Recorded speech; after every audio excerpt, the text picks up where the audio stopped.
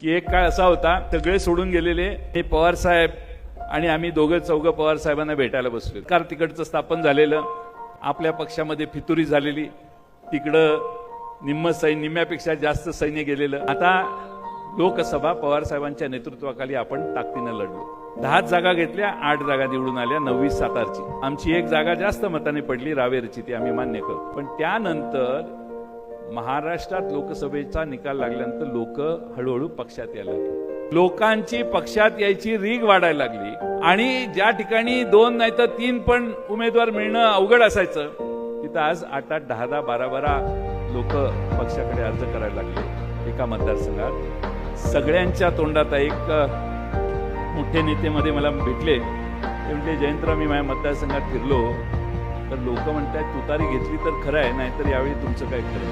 त्यामुळे तुतारीचा प्रभाव महाराष्ट्रात प्रचंड वाढला.